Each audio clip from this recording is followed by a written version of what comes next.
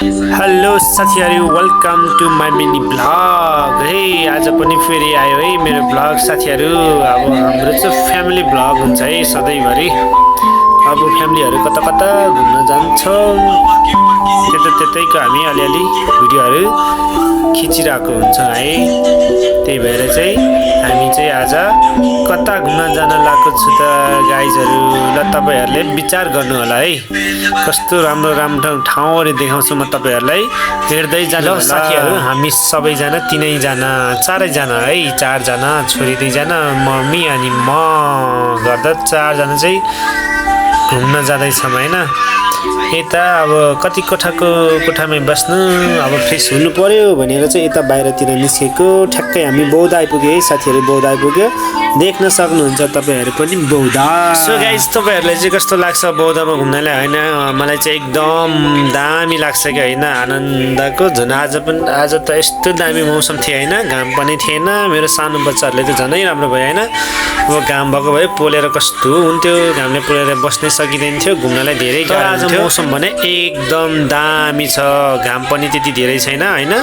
अब मौसम एकदम शीतल छ, अनि त्यही भएर शीतल हुँदाखेरि चाहिँ हाम्रो परिवार घुम्न जाऊँ न त भनेर घुम्न आएको बौद्धमा हैन। अब रमाइलो लिइरहेछ, हाम्रो ठुलो छोरी चाहिँ कुदिरहेछ अगाडि अगाडि मजाले है। रमाइलो हुन्छ नि त कोठामा बस्दा बस्दा, अब दिक्क लाग्छ हैन। अलिक बाहिर निस्किँदाखेरि त यता कुद्ने उता कुद्ने हुन्छ। हामी सबैजना आएको छु बौद्धमा। ल साथीहरु हेर्नुहोस्, अब हाम्रो छोटो छोटो भिडियोहरु लास्टसम्म हेरिदिनु होला है सबैजनाले। म देखाउने छु तपाईहरुलाई एकदम दामी दामी सिनहरु है। खासै मोबाइल राम्रो छैन, जस्तो छ त्यस्तै म खिचेर देखाउने छु तपाईहरुलाई हैन।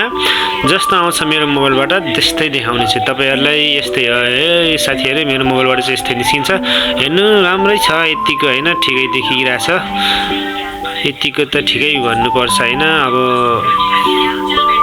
ठिकै छ। अब मौसम पनि अलिक मधुरो छ, घुम्नलाई हिँड्नलाई एकदम दामी मौसम छ है।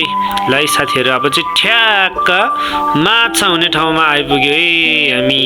ल यस्तो दामी दामी सिन छ कि गाइज, हेर्नु त माछा पनि देखिरहेछ। हेर्नु त त्यहाँ टक्क माछा, रातो माछा है, रातो माछा देखिरहेछ है, अलिअलि देखिन्छ। तपाईहरुले भन्नुहुन्छ होला यस्तो के देखाएको त, हामी कतिचोटि गएको छौँ, हामीलाई पनि सबै कुरा थाहा छ भनेर चाहिँ भन्छन् होला है तपाईहरुले। तर पनि मैले चाहिँ गएको बेलामा चाहिँ यसो भिडियो बनाउनु त भनेर बनाएको। के दामी फुलहरु के आम्बो, कस्तो मन पर्ने फुलहरु रहेछ हैन।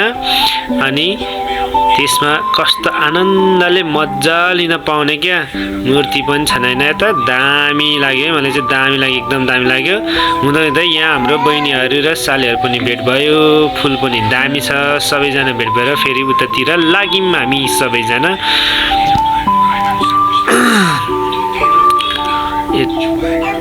ल है गाइजहरु, यस्तै हो हाम्रो भिडियो हैन। अब बनाउने यस्तै हो, खासै बनाउन आउँदैन हैन। अब यसो कहिलेकाहीँ रमाइलोको लागि बनाएर हिँड्ने चाहिँ गर्छौँ हामी। अब चाहिँ हामी उतातिर हिँड्यौँ गाइजहरु अब हैन। त्यहाँ एउटा घुमाउने कोरा किशोर र के हो त्यसको नाम मलाई चाहिँ थाहा छैन, त्यहाँ रहेछ हैन।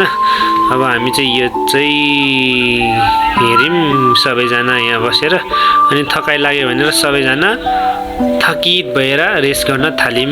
नानी दुईजना पनि खेलिरहेछ। त्यसपछि हामी जान लाग्यो माथि, बौद्ध माथि जाऊँ भनेर गएको हैन। पुरै जुत्ता सुत्ता फुकालेर गयौँ है हामी माथि, बुढाबुढी मात्रै। अनि यसो भिडियो बनाउनु पर्यो भनेर भिडियो बनाएको है, बौद्ध माथि पनि चढेर हैन। भिडियो बनाउन मिल्दैन मिल्दैन मिल्दैन भन्दै हुनुहुन्थ्यो, त्यही पनि हामीले बनायौँ है माथि गएर भिडियो चाहिँ। अब के गर्नु, नबनाउनु त भन्दै थियो, अब बनाइहाल्यो, त्यसको लागि चाहिँ सरी। त्यसपछि हामी चाहिँ तल झरेर अब गेट बाहिर निस्किन थाल्यौँ। ल है साथीहरु, यति नै आजको लागि भिडियो। अर्को भिडियोमा भेटौँला। हस्त धन्यवाद, बाई बाई सबैजनालाई। हेरिदिनु भएकोमा धेरै धेरै धन्यवाद। अब अर्को भिडियोमा भेटौँला।